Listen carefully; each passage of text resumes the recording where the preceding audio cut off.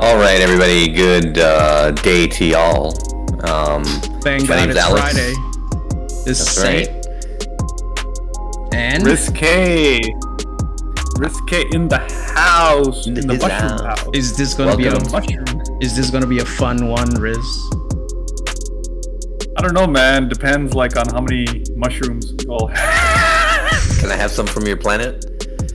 Yes, please. As you Take guys some. can see, I got kicked out of my office. I'm in a bathtub right now. I was told to take a hike and post up somewhere else.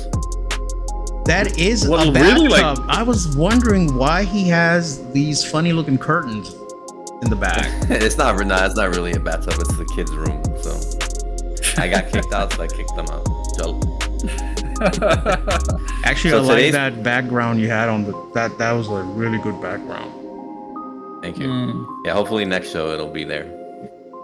Welcome to the Somewhat Podcast, men. We are pleased and happy to have you. Today's show is going to be about nothing, absolutely nothing, Yes. and the meaning absolutely. of nothingness and stillness. So, Risque, if I had to ask you, what are your thoughts about stillness and nothingness? Wow, that's deep. Where do I begin? It's hard to be still, I think. Especially it seems that people, they have a hard time tolerating doing nothing, which is actually a shame because, believe it or not, in psychology, there's some research that being able to tolerate a certain level of boredom is actually quite healthy, quite good. You see it in kids, right? They need to be constantly entertained or stimulated somehow because of all the gadgets, and iPads and iPhones and Switches and PlayStations and this and that. The brain is just being bombarded, giving them that sort of dopamine hit. And if you look at a kid, if they can't sit still for that long, right? And I think there's something to be said about that. I wish I had some sort of ancient wisdom or deep-rooted wisdom I'll tell that you could cure this. what I don't my know. parents did. When I couldn't stay Yeah. still, the kid Yeah. took the shoe and hit me with the shoe. Then I was still, and my boredom or any other irritations I was getting chemically, all the imbalances just became imbalance. And I was There was a quote from a movie or a book Yeah. or something. I can't remember what it was. It was something like 99% of man's problems is their inability to sit alone in a room by themselves. Boardwalk Empire. It's from Boardwalk Oh, was Empire. it? Is there That was a 99% good of show. all men's problems is their inability to sit in a room alone by themselves. that was a good Really? show. Yes. So to your point, especially for children growing up, they need to have that opportunity to be bored and to be by Right. themselves, so they can think, they can learn how to think and use their imagination. And it's important. That's important, a skill for children to have, because when they become adults, they can use that imagination to solve problems. I think And that's really, the that's- point when they start making those imaginary friends. Yep. Now, Solving. they problem could be solving. sometimes imaginary, but sometimes they could be really talking to, Yeah, we've had the show, you know what I'm saying? So, Yeah. I remember as a child, I grew up before handheld electronics. We had Atari. There was Atari around. There was Nintendo, but a lot of my childhood was spent outside. Most of my childhood was spent outside, and the amount of things that one can learn from nothingness, from doing nothing, is amazing. It's like creepy almost. What's going on in children's minds, Risque, when that's happening? Well, I think the problem is that, like I said, it's just that they're being stimulated all the time. And we don't know the long-term effects yet, right?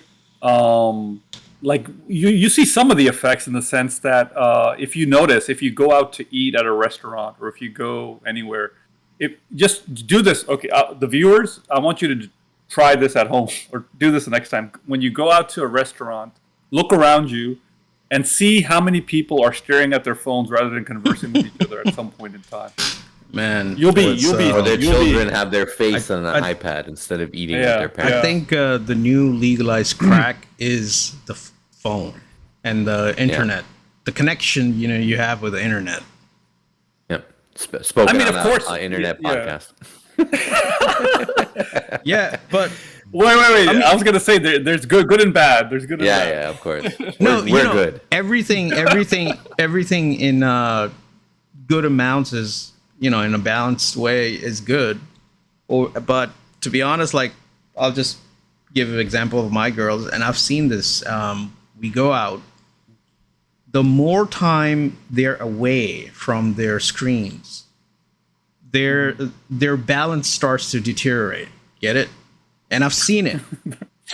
Balance? Because as soon as we get back, the first thing they want to do is try to search the iPad. But I think my wife's pretty good about keeping them away from it. There's times when they can be on it, and there's times they will not touch it. So, but what about it's there? What about the first thing when they wake up? Nope. Oh, the first thing when they wake up. Yeah. My kids. We have a cupboard. We keep the screens in locked at night when we go to sleep. Good. They deposit them there. Yeah, it's literally. It's not going to be near them. I've noticed a change in their behavior when they're watching electronics and when they're not. Like a dramatic change in behavior. Like when they're not dealing with electronics, they're a pleasure to be around. When they're watching electronics for a long period of time, once they get off their electronics, they're like little monsters.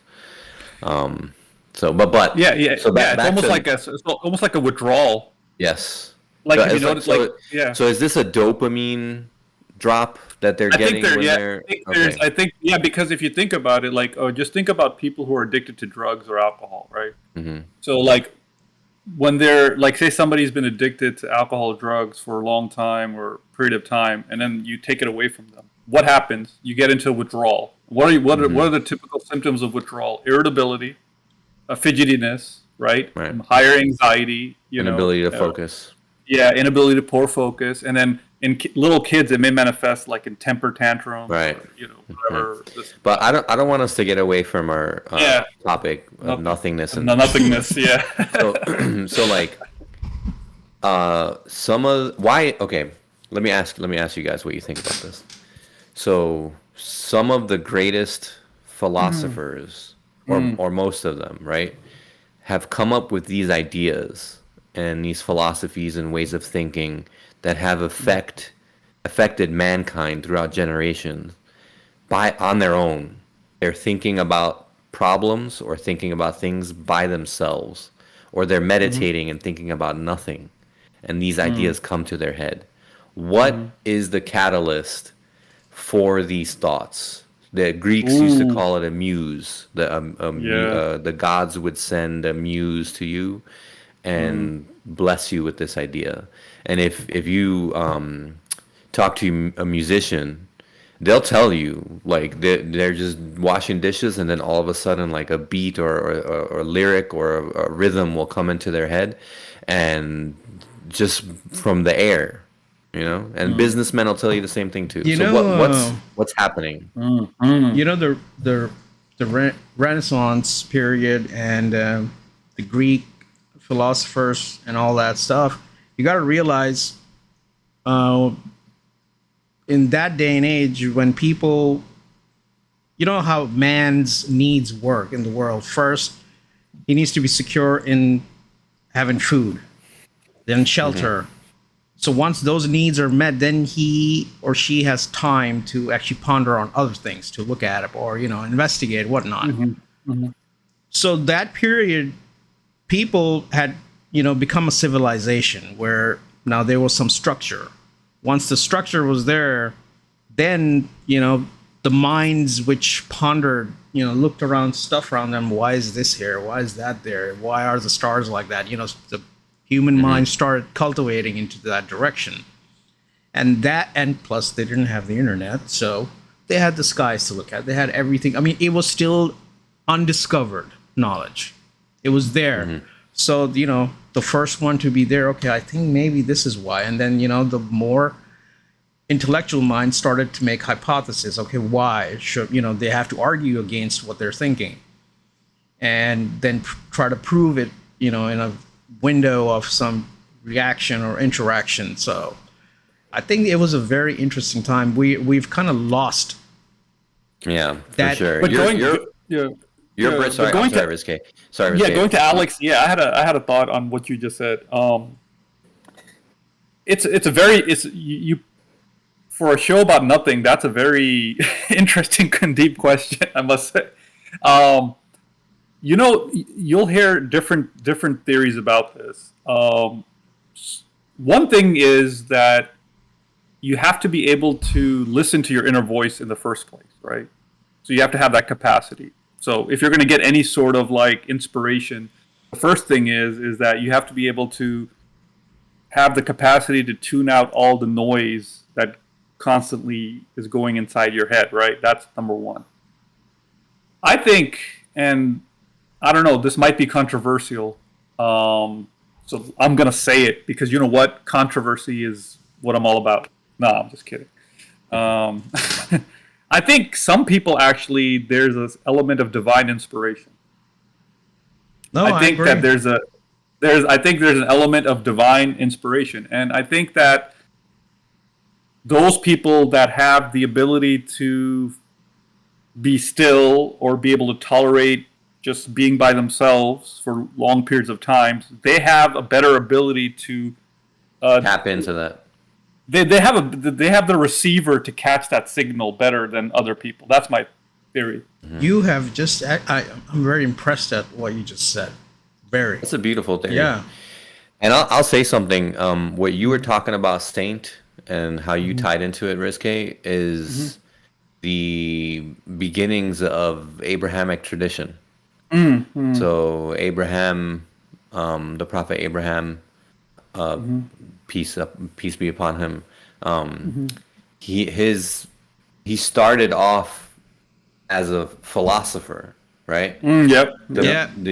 In Abrahamic faiths, and all three of them, and if there's more add-ons to them, his first things were the moon is my God, the sun is my God. No, it's not. The sun is my God. No, the moon is no. Right. No, it's the stars. No, it's nothingness. No, it's oneness.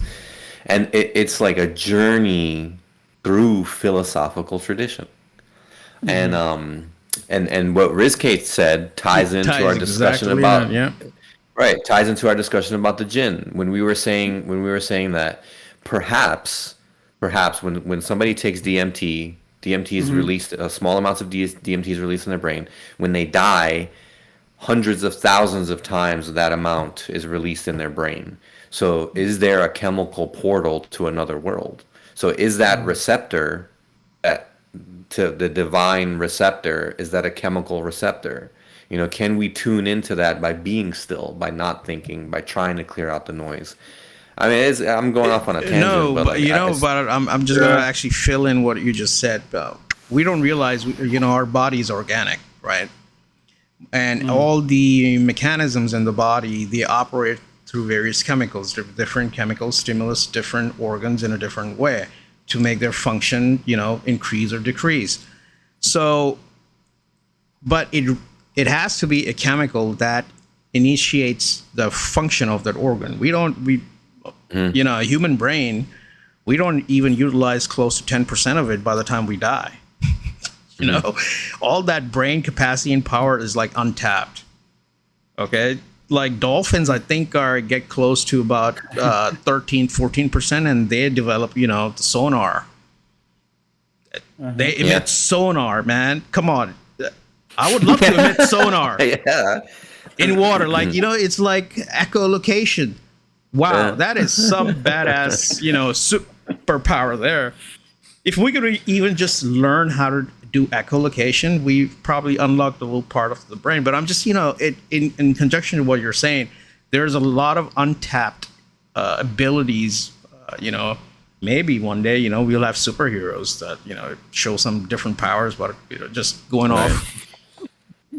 We have, and one day we'll have a doctor on the show. We have receptors in our nose or in our nose area that pick up on pheromones, right? And they were in our body, or let me put it this way, right? Animals have this receptor, and they can tack into it, so they can pick up certain pheromones, and we have that organ, so to speak, or facility as well, but we don't use it, or we are not aware of it.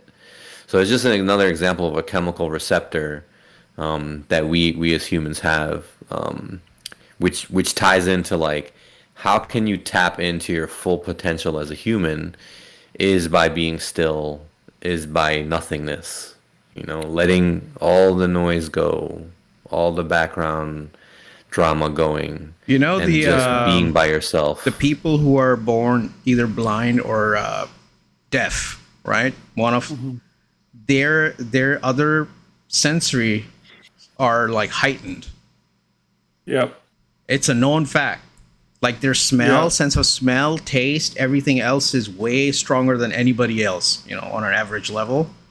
And it's just because all that power that's not going into the eyes is now diverted to the other organs. Same with, hearing. Like other senses are enhanced. It's pretty interesting, Everybody's heard of Daredevil, Marvel. The blind. Yeah, Daredevil. Yeah. Mm-hmm. So like he can't see, but he has that ability where he can literally see everything in grayscale, kind of like an echolocation. And so, then he's strong. Rizky, I got a question for you. Yeah. So what's your opinion about these yogis that will say?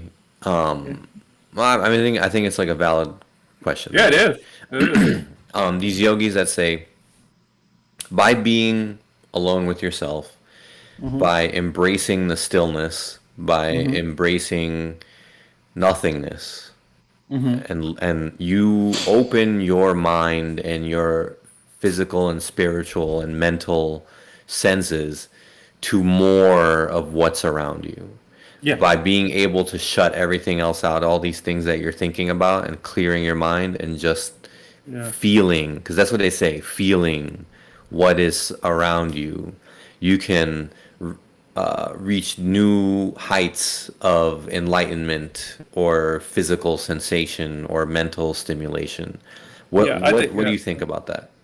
Yeah, I think there's a lot of wisdom there, and I'm going to give an example, I guess, to sort of hone in on this point.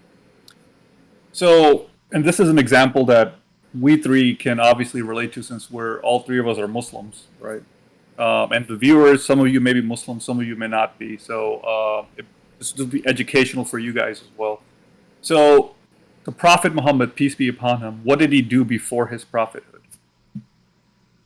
Meditated. Like for like, what did he used to do? He used to go out to the cave of Hira, right? He used to sit in solitude and he used to meditate.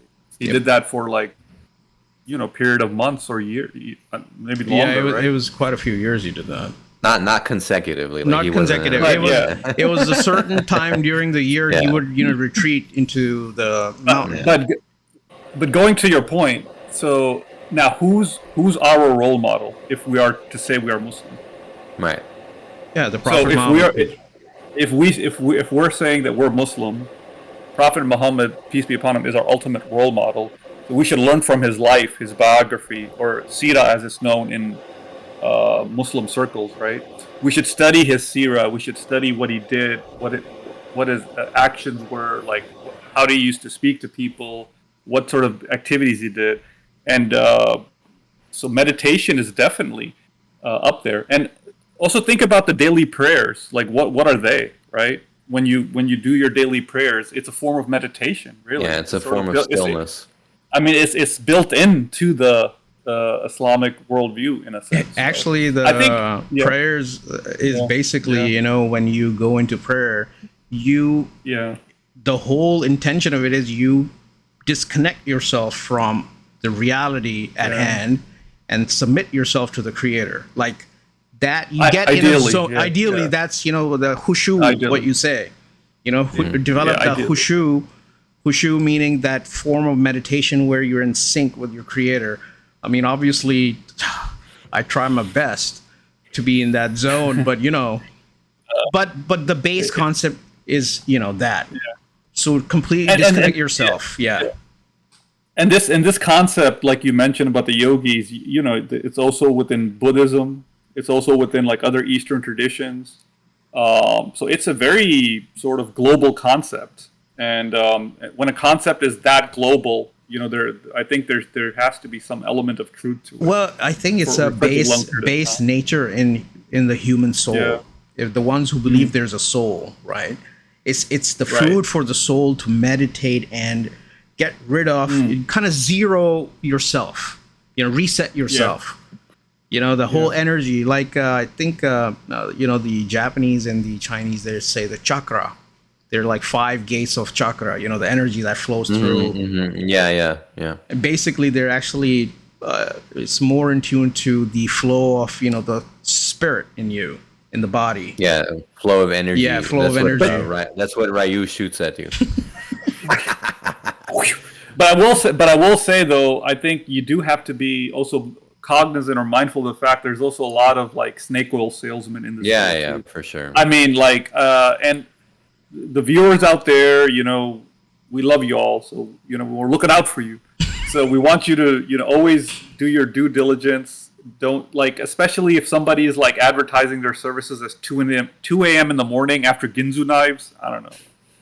I'm not sure if I would go with that program. What about those people, who read the palm of your hand and tell you the future?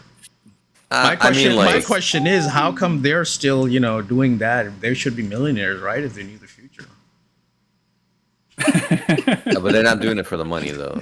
No. These guys are you pay like $20 for a reading. That's the psychics. He's talking about psychics. The palm readers. The guy donates. He donates all his money to charity, bro. He doesn't keep anything. So another issue with so we're saying that stillness and the embracing of nothingness can lead to like a lot of benefits, right? Yes. An increase in imagination for children, which gives them the ability to solve problems when they become adults. The ability to physically relax your body and your mind, to be more in tune with nature and with the divine, and gain inspiration for all types of things.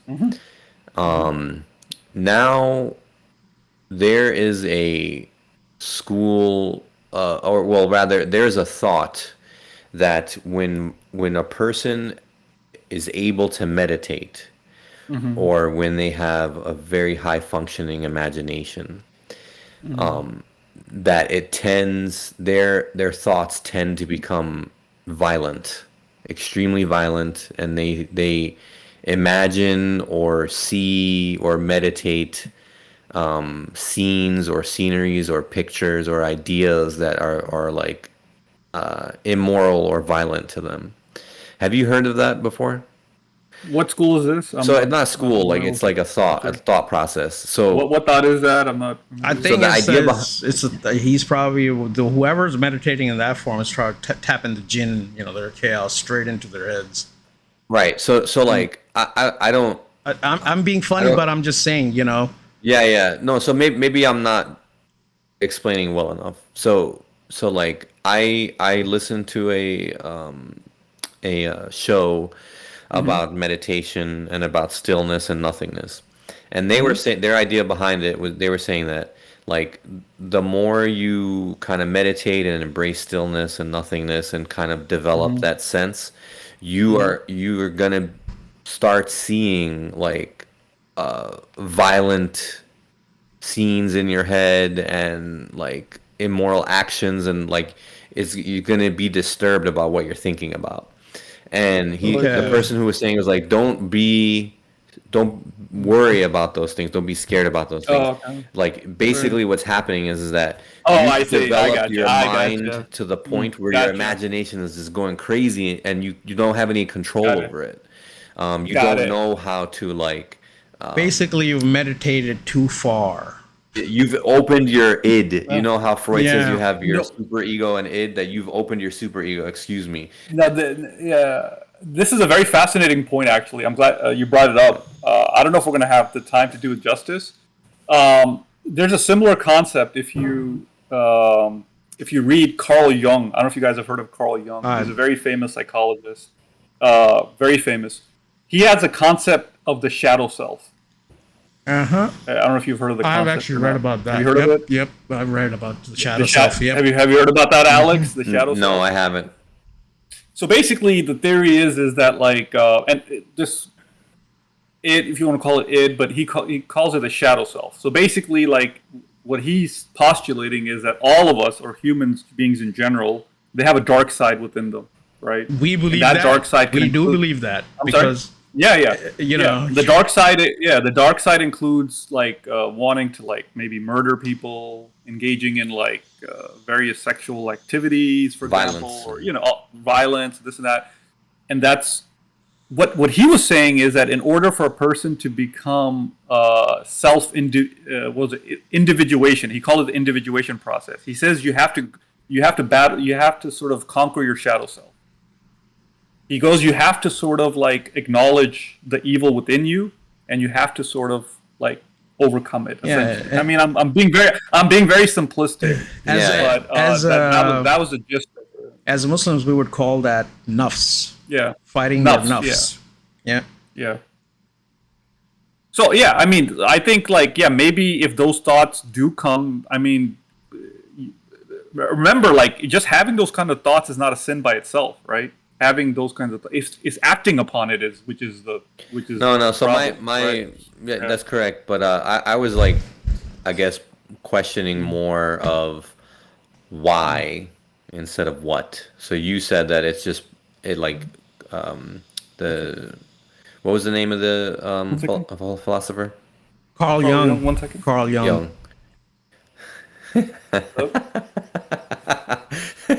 So while he's This on is the live, phone, guys. while This he's is on live. this, it's okay. While he's on the phone, when we are born, we're born with a Kareen. Kareen meaning our alter ego. Right. Is a shayateen, and he's got to be the complete opposite of what you are, and that's what he's going to keep preaching to you through your life, trying to get you to do the opposite of what you want to do. Well, I don't think my line of questioning is not a battle between good and evil. I guess my line of questioning is like when you start to tap into like a high level of meditation and self-awareness, that this side of you, like you're all of a sudden aware of that side of you. Like, oh, well, I didn't know. I don't know this if was here you're before, more you know? aware of that side, but I think you start penetrating the veil to that dark energy you start tapping into. Sorry about that. No, that makes the podcast so- unique, bro. It's all good. What did Makes it what did I legitimate. miss? No, it's all good, bro. We're good. We're moving on to the next topic. Hey, this show Okay, is cool. about nothing. Yeah, that's right. So, A whole lot of nothing. yeah, a whole lot of nothing. Is there anything else that you could share with us, Rizke, about stillness and nothingness? Like what Can what our we viewers actually do? tell the viewers that you are a professional psychiatrist? I am actually. a Okay. professional psychiatrist. We just want to put that If they on haven't- record, yeah, because we Yeah. do throw these questions at Riz. There's a reason behind it, because he is a professional psychiatrist. There's a method to the madness, but Yeah. as far as stillness goes, I mean, I would say that we're all on the journey, and habits take time, right? I mean, you don't develop like new habits overnight. You have to sort of stick with them. Or get rid of them. I'm sorry? Or trying to get rid of the bad ones. Yeah. Yeah, exactly. So I would say that, like, the first thing is like a person has got to understand, like, why it's beneficial for them, right? If they don't know why it's beneficial for them, why would they even bother doing it? So I think I would say the first step is to educate yourself about what are the benefits of this. What are the benefits of like being able to tolerate stillness or tolerate boredom or meditate or have a meditative type practice on a consistent basis. Educate yourself first and foremost. Secondly, I mean, you can try different. I mean, there's so many different techniques. If you like, just do a Google or YouTube search on meditative techniques. I mean, you'll find, you know, so many, and some are like self-guided. Some are like, other people can help sort of guide you. So you can definitely try those. Take advantage of that. We in the Muslim world, I mean, we're lucky. We have a built-in system which is called the prayers. So we're basically like, for 5 times a day, we're supposed to stop whatever we're doing in the real world, disconnect ourselves from that, reflect. It's a reflective sort of practice, and if you do it regularly, it becomes a habit, right? And it gets a good amount of blood flow in your brain. You don't want too much blood flow in the brain, but just enough to keep everything fresh. Yeah, you don't want the blood overflowing. Mm-hmm. Yeah, the idea of prayer in the Abrahamic faith is, it's widespread. There's The ones who know. That I mean, Yeah. it's even in the Bible, like when Abraham prostrated, Moses prostrated, Jesus prostrated. It's right there. You can read it. Well, by the way, I should mention that. I'm sorry. There's actually a big movement. Oh yeah. In the and hopefully one day we'll have a Christian philosopher on the show. But there's actually a big movement that I heard about in the Christian tradition, where they're moving towards faith through prayer, faith through congregational prayer. Okay. And the guy who I was listening to was saying, like, faith and spirituality is achieved through congregational prayer, through group prayer, through group worship, through people coming together to act in worship. That is how spirituality is achieved, and he was pushing that point hard, man, and I understand it, you know what I'm saying? Like, I think he's onto something, so. That's a good point. Yeah, and I was just going to say, by the way, for the viewers out there, that God doesn't need anything from us. I mean, by definition, right? So when you're praying, it's not for Him. It's not for God. The benefit is for you. So there's sometimes a misconception that people think that, well, why does God need our prayers? He doesn't need your prayers. He does not. Like if you don't pray, that doesn't make a difference. But the prayer is for you. It's to help you as a person grow. I think the most simplest example I can give to the viewers is like, when you go to a doctor for some illness or some kind of a condition, he or she will prescribe you a medicine or some kind of a therapy for it, right? So for the human soul, that uneasiness, that stillness it wants, just that firmness, God prescribed prayer. You pray, you commune, and you refresh yourself. That's the prescription. Stillness and nothingness. All right, fellas, any final thoughts? So I know there's a lot of atheists, out there too. But even to them, I would say, I bet you when you look up at the skies and, try to meditate on what's what, you do wonder, right? Well, actually, I was going to say that if there are any atheists viewing and they would want to come on the show, drop us a message or email us, like the emails in the channel. We'd love to have a friendly discussion. I think that would be very interesting. Yeah. I mean, I respect everybody has their views and everything, But it's interesting to just talk about it and, not be offended. Exactly. Yeah, just real quick, really quick. Part of the and Rizke wants to talk about this too, but just really quickly. Part of our goal for the show is this, right? Yes. Yes. In the 1700s and the 1800s, there was an idea of a well-rounded Yes. person, right? That they knew or they were aware of things. They knew a little bit about everything. You know, a little bit about art. They knew a little bit about music. They knew a little bit about farming. They knew a little bit about philosophy. And that is what we're trying to introduce to our viewers, right?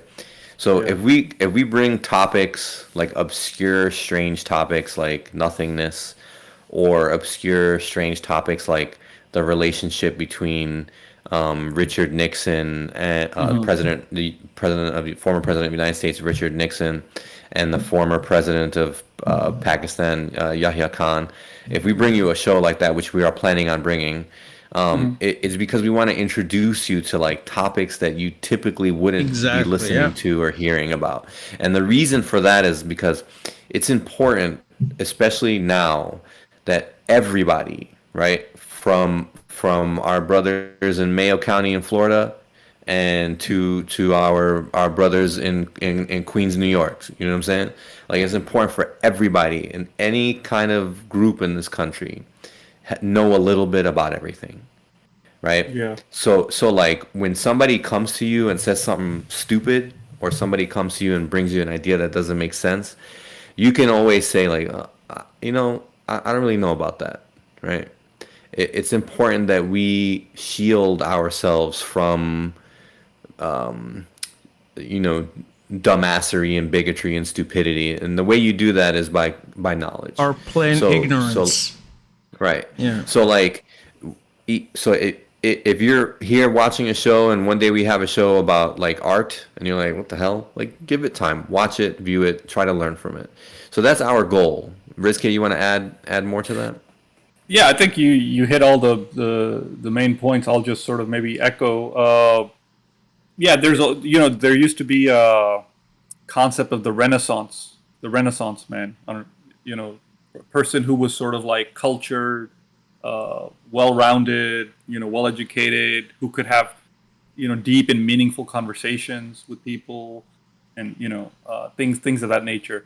So I think, like Alex was saying, like on this podcast, we want our viewers to, after they've watched a show, we want to feel that they've been informed, maybe entertained a little bit, sometimes, maybe entertained more at times. We definitely, want to do that as well. So be informed, be entertained, and feel like, they got some benefit from it. So, right. We're not here, we don't want to, I know everybody has like busy schedules and time is precious and things like that. So we're not trying to, waste anyone's time by like putting up meaningless content. So I would just add that. Saint? So actually, I'll close all that up in, since we call this episode Nothingness, right? So to the viewers, the day you're feeling like nothing, right? You can tap in our channel and just randomly hit one of the podcasts you haven't heard before. And let that nothing embrace you and just take the ride. All right. Today's podcast was brought to you by Khalas Energy Drink. One drink and Khalas. Stay fresh, Loda. Stay fresh, Loda. Stay fresh. And the Big Brown Deck Barbecue in Brantford, Florida. Come on down. The eating's good. I'm going to end the show with this quote from Boardwalk Empire. Yeah. 99% of all man's problems comes from the inability for them to sit in a room by themselves. Yeah. Ciao. I'm still.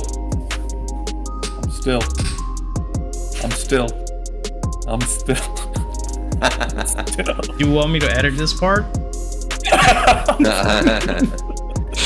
All right, guys. Have fun. All right. Nice. Peace out. See ya.